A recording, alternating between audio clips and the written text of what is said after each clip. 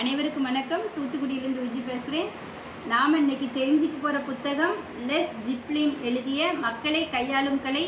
வெறுமனே 89 பக்கங்களை கொண்ட இந்த புத்தகம் வாசிக்க 1 மணி நேரம் நமக்கு போதும். இன்னும் ரசித்து ருசித்து சிரித்து உணர்ந்து வாசிக்கணும் அப்படின்னா 30 நிமிடங்கள் ஆகும். 1.5 மணி நேரத்தில் இந்த புத்தகத்தில் இருக்கக்கூடிய முழுமையான 89 பக்கங்களையும் நாம் வாசிச்சிடலாம். இந்த புத்தகத்தில் என்னுடைய மனசை தொட்ட சில விஷயங்களை உங்களோட ஷேர் பண்ணுறதுல சந்தோஷப்படுறேன். ஆழ்மன சக்தியை பற்றி இந்த புத்தகம் சொல்லுது.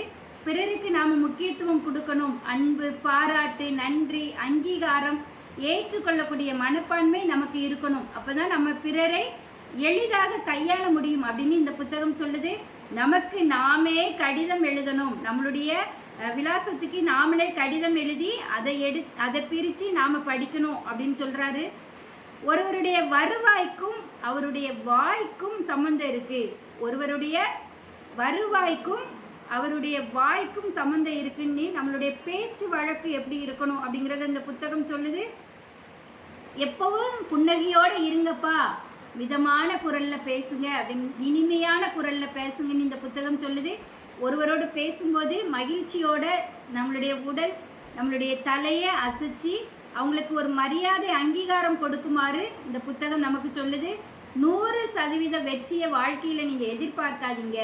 100% என்பது அது வெற்றி அல்ல அப்படிங்கிறத கூட அவர் இதில் உணர்த்துறாரு. யாரையும் காயப்படுத்தாதீங்க, பிறரை விமர்சனம் செய்யாதீங்க அப்படின்னு இந்த விஷயம் நமக்கு சொல்லுது. இந்த புத்தகம் அருமையான புத்தகத்தை தொடர்ந்து வாசிங்க. உங்களுக்கு நல்ல ஒரு சந்தோஷத்தை கொடுக்கும். தேங்க்யூ.